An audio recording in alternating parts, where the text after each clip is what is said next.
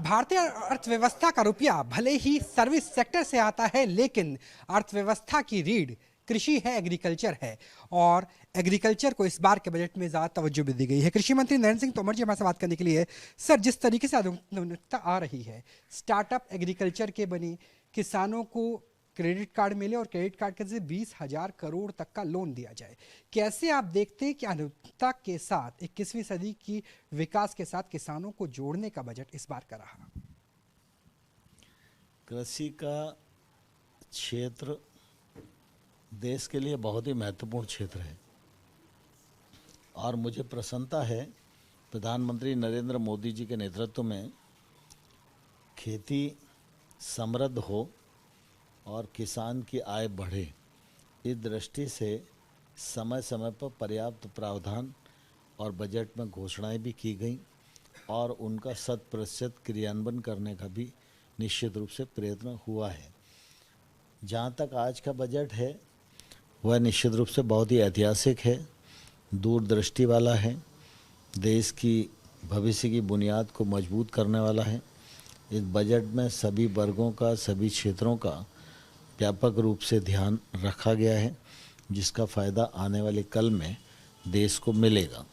जहाँ तक कृषि के क्षेत्र का सवाल है, कृषि और कृषि शिक्षा दोनों को मिलाएं तो लगभग 1,25,000 करोड़ रुपया इस बार इस मंत्रालय का बजट है, जो मैं समझता हूँ कि कृषि को आगे बढ़ाने के लिए बड़ा ही मददगार होएगा।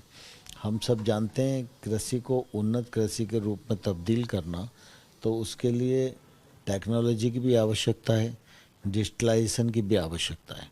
टेक्नोलॉजी का किसान उपयोग कर सके, इस दृष्टि से 600 करोड़ रुपए का प्रावधान किया गया है। और डिजिटल एग्रीकल्चर मिशन, इसमें हमारे पास पहले 70 करोड़ रुपया था, अब इस बार 450 करोड़ रुपए का प्रावधान किया गया है।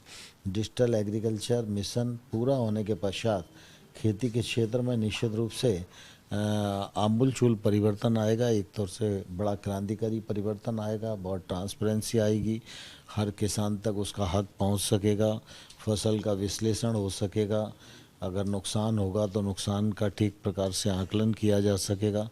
ये बहुत ही महत्वपूर्ण कदम निश्चित रूप से है। इस बजट में प्राकृतिक खेती पर बल दिया गया है और प्राकृतिक खेती के लिए भी निश्चित रूप से 459 करोड़ रुपए का प्रावधान किया गया है, जो किसानों को सहायता के रूप में प्रदान किए जाएंगे। ठीक इसी प्रकार से एफपीओ के कार्यक्रम को भी बल देने के लिए, क्योंकि हमारे देश में 86% छोटे किसान हैं और इन छोटे किसान की ताकत बढ़े, ये महंगी फसलों की ओर जाएं, टेक्नोलॉजी का उपयोग करें, अपने उत्पादन की प्रोसेसिंग कर सकें, पैकेजिंग कर सकें। इस दृष्टि से एफपीओ को काफ़ी सुविधाएं प्रदान की गई हैं और उसके लिए भी 955 करोड़ रुपए का बजट प्रावधान किया गया है। हॉर्टिकल्चर का क्षेत्र हो या फिशरीज का क्षेत्र हो, पशुपालन का क्षेत्र हो, इसमें भी व्यापक बढ़ोतरी की गई है और इस बढ़ोतरी का फ़ायदा कृषि को भी मिलेगा, किसान को भी मिलेगा। और कृषि और किसान जब दोनों मुनाफे में आएंगे तो निश्चित रूप से देश की तरक्की सुनिश्चित होएगी। साथ ही साथ कृषि तो अपनी जगह है ही, लेकिन कृषि से गांव भी जुड़ा है, तो गांव में इंफ्रास्ट्रक्चर विकसित हो, उसके लिए सड़कों के लिए 19,000 करोड़ रुपया रखा गया है। हर गरीब आदमी को आवास मिले, उसके लिए 79 करोड़ रुपए का प्रावधान किया गया है। मनरेगा के लिए 60 करोड़ रुपए का 60,000 करोड़ रुपए का प्रावधान किया गया है।